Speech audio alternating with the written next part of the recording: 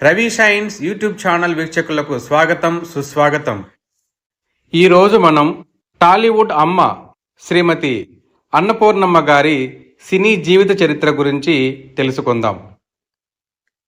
అన్నపూర్ణమ్మ గారు 13 ఏళ్ల వయసు నుంచే నాటకాలలో నటిస్తూ చలనచిత్ర రంగంలో తనకంటూ ఒక ప్రత్యేకమైన స్థానాన్ని సంపాదించుకున్నారు.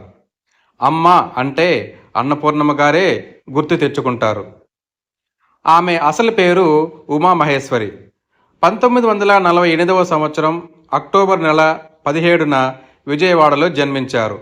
ఈమె తండ్రి ప్రసాదరావు గారు ఆర్టీసీలో పనిచేసేవారు. తల్లి పేరు సీతారావమ్మ.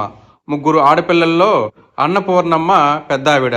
ఒక తమ్ముడు కూడా ఉన్నారు. చిన్నతనంలోనే రంగస్థలంలో ప్రవేశించి ఎన్నో నాటకాలలో నటించారు. తెనాలి నాటక సమాజంలో మరెన్నో పాత్రలను పోషించారు. నాటకాలలో పల్లెపడుచు, భయం, పేదరైతు, ఉలిపికట్టె, రైతు కన్నబిడ్డ, కాంతా కనకం, పూలరంగడు నాటకాలు అన్నపూర్ణమ్మకు మంచి పేరు, గుర్తింపు తెచ్చిపెట్టాయి. 1975లో దాసరి నారాయణరావు గారి డైరెక్షన్లో వచ్చిన స్వర్గం నరకం సినిమాతో మోహన్ బాబు గారి సరసన కథానాయికగా నటించారు. ఈ సినిమా నిర్మాణ సమయంలోనే దర్శకులు దాసరి నారాయణరావు గారు ఈమె పేరు ఉమామహేశ్వరి కాకుండా అన్నపూర్ణగా మార్చారు. ఈమెకు సినిమాలోకి రాకముందే 1974లో వివాహం జరిగింది. అన్నపూర్ణమ్మ గారు 25 సంవత్సరాల పాటు చెన్నైలోనే ఉండి 1996 తర్వాత హైదరాబాదుకు షిఫ్ట్ అయ్యారు. అక్కడే స్థిరపడిపోయారు.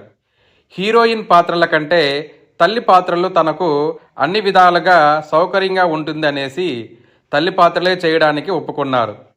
ఎన్టీఆర్ దగ్గర నుంచి దాదాపు సినిమా రంగంలోని హీరోలందరికీ తల్లిగా నటించారు. తెలుగు చలనచిత్ర పరిశ్రమలో అమ్మ క్యారెక్టర్ అంటే అందరికీ గుర్తుకు వచ్చేది అన్నపూర్ణమ్మ గారే. అంతగా ఆమె గుర్తింపు తెచ్చుకున్నారు. మనిషికో చరిత్ర, మా ఇంటి ఆడపడుచు, డబ్బు బల్లే జబ్బు చిత్రాలకు ఉత్తమ సహాయ నటిగా నంది అవార్డులు పొందారు.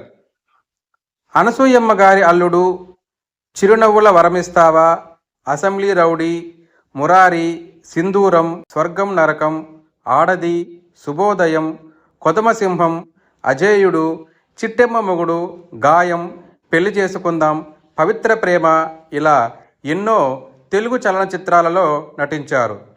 ఆమెకు సంతానం లేకపోవడం వల్ల ఒక అమ్మాయిని దత్తత తీసుకొని పెంచుకున్నారు. ఆ అమ్మాయి పేరు కీర్తి. ఏవో కారణాల వల్ల ఆత్మహత్య చేసుకొని మరణించారు. అన్నపూర్ణమ్మ గారు సినిమాలలోనే కాకుండా సీరియల్స్లో కూడా నటిస్తూ తన అభిమానులను సంతోషపరుస్తున్నారు. ఈ వీడియో మీకు నచ్చినట్లయితే లైక్ చేయండి, షేర్ చేయండి, కామెంట్ చేయండి.